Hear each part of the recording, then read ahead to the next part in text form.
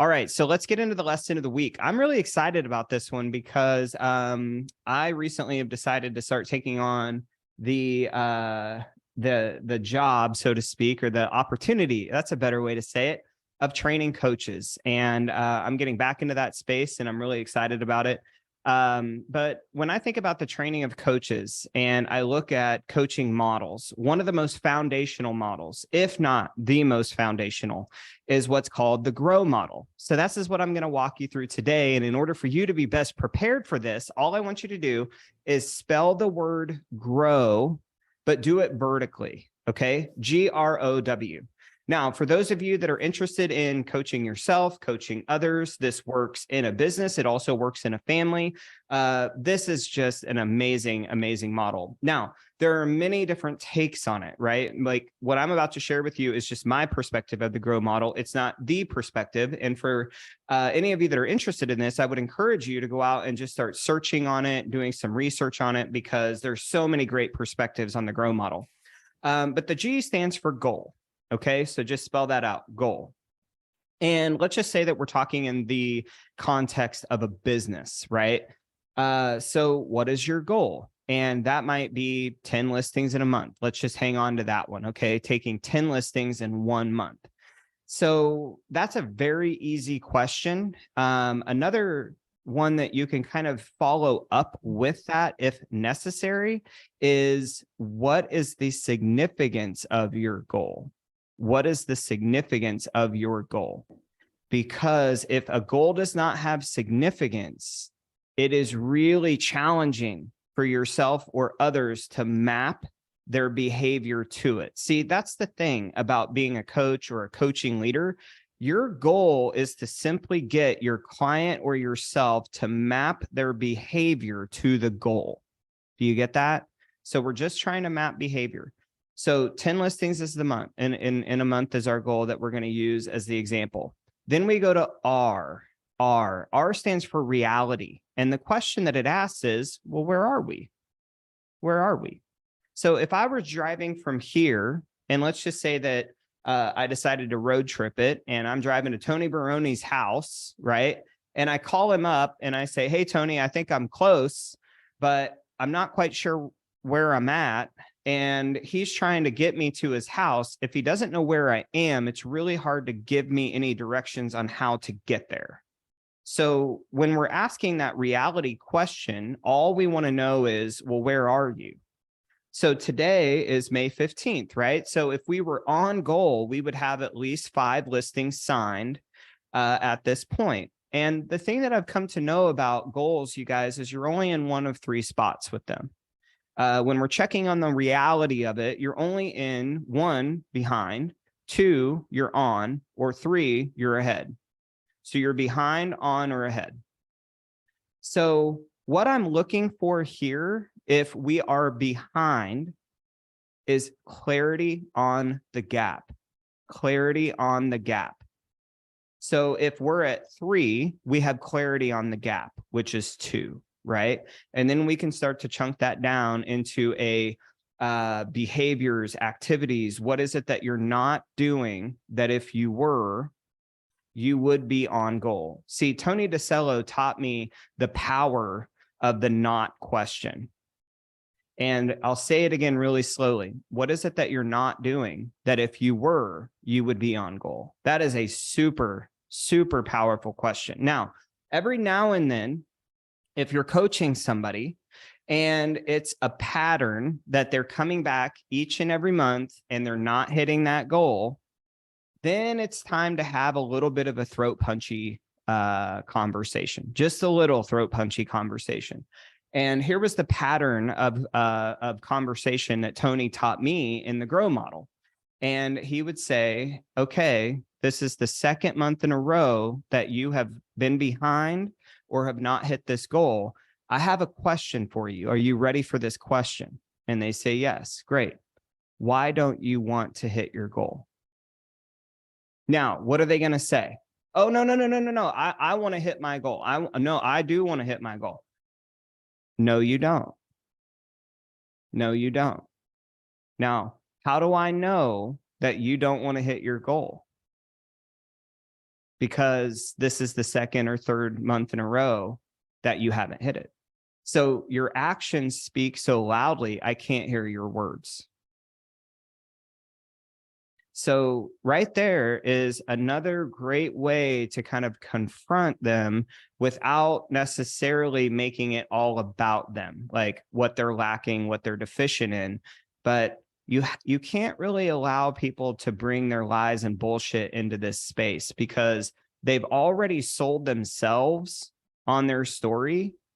You can't let them sell you on their story. Now, this is tough in the arena of mega agents, because mega agents are expert salespeople and they can sell themselves on a line of bullshit that quick.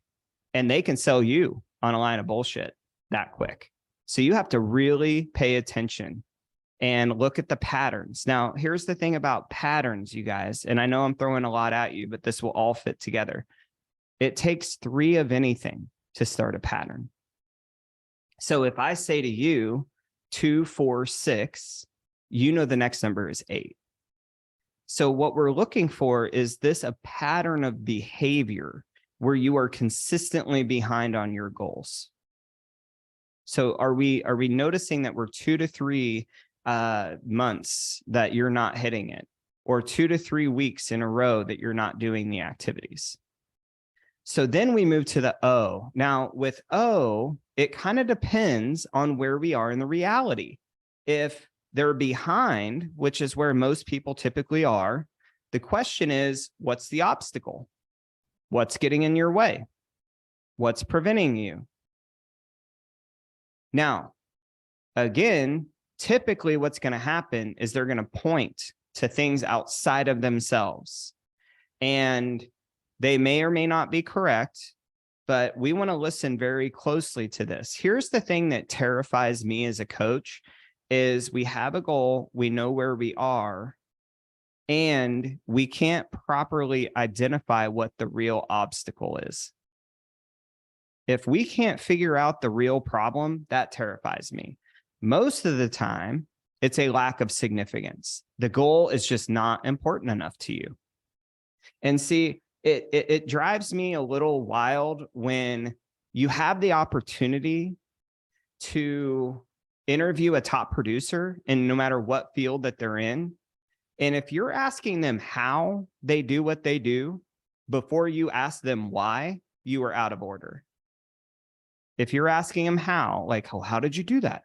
That's not the most important question. The question is why, because why is a force activator. It's what mobilizes energy, and energy is the X factor that ignites all talent and skill. Now, if we are on or ahead of the goal, then what are our opportunities? What are the things that we continue to do? What is it that we are doing but could be doing better? So if we're behind, what are the obstacles? On or ahead, opportunities. And then the W is willingness. What are you willing to do? And some people will say it's the way forward. You could do both. You could do either. I'll show you both. So to me, this is, again, the conversation that I've had so many times over the last month is, do your willings equal your wants? Because if you want something badly enough and you're willing to do what's necessary to get it, you will find a way. Want, willing, way. If you want something and you're unwilling to do what it takes to get it, you're going to find a war. Want, unwilling, war. So how do we dial up the willingness? How do we make this matter to you more?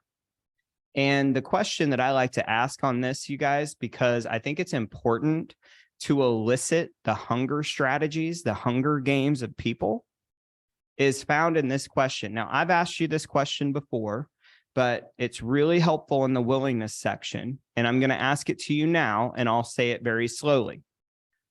Tell me about a time that you wanted something really bad. Tell me about a time that you wanted something really bad, and you had no idea how you were going to get it. And you had no idea how you were going to get it. In fact, it seemed impossible. You had no idea how you were going to get it. In fact, it seemed impossible. And yet, you knew in your heart you would make it happen, and you did. And yet, you knew in your heart you would make it happen, and you did. See, when you think about that time, you went through a process. So the first thing that you did is you stood in possibility.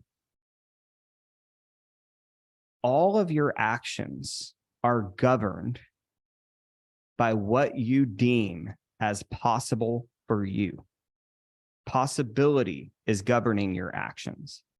And see, when you stand in the possibility of something, meaning it's not if, it's when, I will make this happen.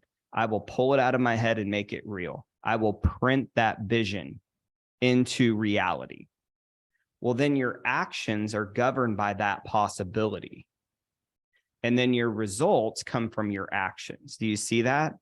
So when I say that I'm attempting to elicit your hunger games, your hunger strategy, whenever you went through how you answered that question, you had something that mattered so much to you that you got yourself to follow through.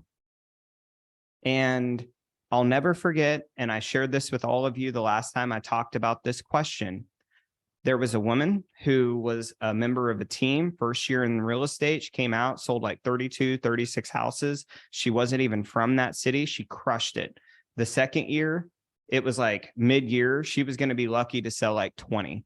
Rainmaker came to me and he said, I don't know what the deal is. Like, she killed it the first year, and I can't figure out why she's so lackadaisical the second year. So I got her on the phone. I asked her that question, and she said, oh, I remember it was buying a home so that my family could legally immigrate here. And I wanted to have a place that no one could ever take from us, that it would be our own. And I said, so that was the driving force behind your first year in real estate? And she said, yeah, that was it. Well, she bought the home. And in the second year in real estate, she hadn't recalibrated her goal. So the goal didn't have the same significance. And because it didn't have the same significance, it didn't tap the same level of hunger. So what I helped her do was make the shift in regards to her new goal and how it can be more impactful or significant to her. But you all have this force inside of you that gets activated when you really, really want something. If you're looking at your goals in your business and it's not activating the same forces within you, well, then we've got to figure out, is it because you have the wrong goal, or is it because you are not actively assigning the right meaning to it? But what is it? What's keeping you from activating the full force of what is available to you? And I've heard, you all have heard me ask this silly question about, like, well, if your kid got sick and the doctor said that they would only do surgery to save their life if you got 10 listings that month, would you tell the doctor, I don't think I can do that? Would you take the kid to Disney World and say, I'm sorry, we're just going to enjoy the rest of our time here? No. You just don't want it bad enough. But that's okay. How do we get you to want it more? And how can we tap into a time that you wanted something so badly that you did everything in your power to get it? And then let's elicit your hunger games. Let's elicit your hunger strategy. So when you're coaching people through this model, can you see how it's such a rich system? Because there's so many different ways that you can ultimately take this to get to what matters. But first, what is the goal? Secondly, where are we? Reality. Third, obstacles/opportunities. And then fourth, willingness and our way forward.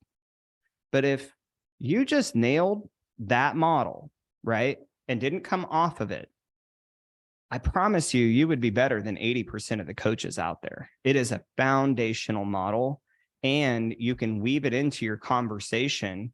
It's the same idea, but it's going to wear new clothing if you're using the right metaphors, the right questions, and you're being really thoughtful in your approach. So there you go, everybody. That's the GROW model, foundational model. I trust that you'll use that on yourself and your people to get more performance out of everybody in your world. So thank you for being here. We do have Monday Morning Mojo next week. The following week is Memorial Day. So we will not have Monday Morning Mojo on the 28th. And I trust that I'll see you all on the expert interview next Wednesday, the 24th at 2:30. Make it a great week, everybody. Bye-bye.